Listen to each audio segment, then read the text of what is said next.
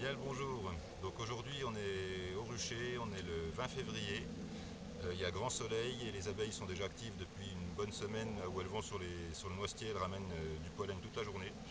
Donc cette année on va tester les nouvelles ruches, ça fait 30 ans que j'ai des dadans. Et on va tester les nouvelles ruches, donc la ruche japonaise, que j'ai déjà, on a déjà fait une vidéo sur la japonaise. Et là aujourd'hui on va parler de la kenyane. Donc alors les principales différences entre la ruche d'Adam et la ruche kenyane, c'est surtout que la kenyane c'est un développement horizontal et qu'à l'intérieur il n'y a pas de cadre, il y a uniquement des barrettes avec juste des amorces de cire. Donc là j'ai mis des petites amorces de cire gaufrées, mais la prochaine fois je mettrai juste une lame de cire pour que les abeilles puissent construire leur rayon comme elles veulent, à la dimension qu'elles veulent, et faire des cellules de faux bourdons si elles en ont besoin. Voilà. Donc là il y a deux portes. Euh, Elles ne seront jamais ouvertes les deux. Normalement, ça servira juste à diriger les abeilles d'un côté ou de l'autre, ou alors de faire deux compartiments pour mettre un essaim de chaque côté. Donc ça, s'il y a un seul essaim dedans et que je laisse se développer pour faire une ruche de production, il n'y aura qu'une seule porte d'ouverte. L'autre pourra servir de ventilation. Là, si j'ouvre à fond, c'est comme ça. Si je mets là, ça sert uniquement de ventilation. Voilà. Donc l'intérieur. Donc là, on a un toit plat, monté sur charnière. Puisqu'on ne met pas de hausse, il n'y a pas besoin que le toit se décroche, s'enlève. Et donc à l'intérieur, on n'a pas de cadre, on a uniquement des barrettes qui ont une largeur de 35 mm pour celle-là. Donc là, il y a l'emplacement de 24 barrettes, donc on enlève pour l'épaisseur de la partition. Donc je peux faire à peu près l'équivalent de deux ruches, mettre deux essaims dedans et après ça fera l'équivalent d'une ruche d'Adam plus une hausse en fait. Donc l'intérieur, j'enlève les barrettes.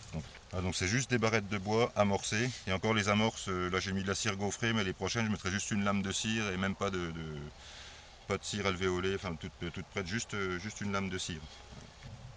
Donc là si j'enlève les barrettes, on voit un petit peu l'intérieur. En plus avec la chaleur ça se gondole un peu, c'est pas terrible.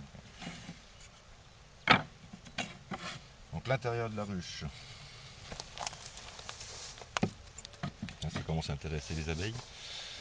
Alors l'intérieur de la ruche, là en largeur, donc là il y a 48 cm pour des barrettes qui font 47 à 47,5. En profondeur on a 29 cm, donc de la grille jusqu'au dessus.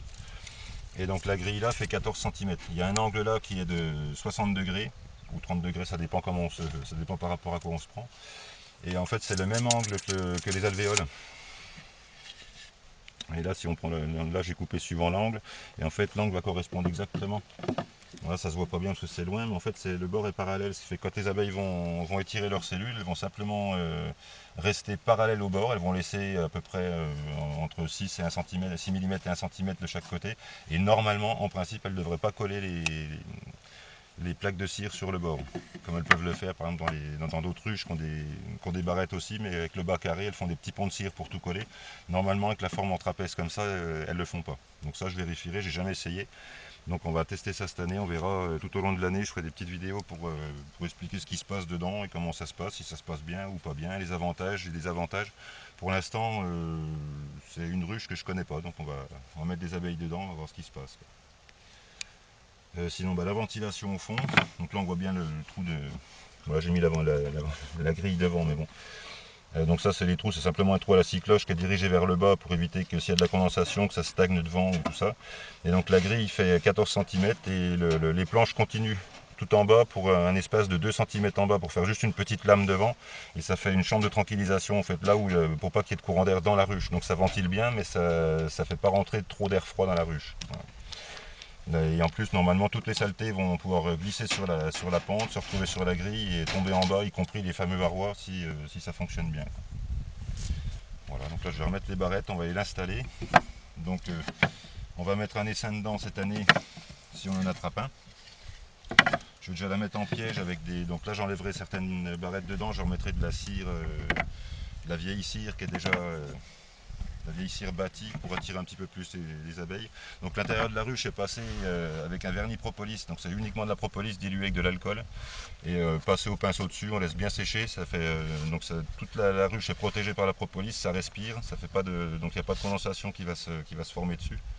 Et c'est naturel, ça aseptise toute la ruche, les abeilles aiment bien l'odeur, en plus ça les attire, donc Là, quand l'époque de l'essaimage sera arrivée, par contre, je mettrai un petit coup de chalumeau dedans pour raviver un petit peu l'odeur de la cire et l'odeur de la propolis et un petit peu d'attirer ça au besoin. Voilà. Donc si un essaim rentre dedans, tant mieux. S'il n'y en a pas, je pense qu'on va bien m'appeler pour un essaim que j'irai cueillir quelque part qu'on pourra mettre dedans. Et sinon, on a prévu un convertisseur.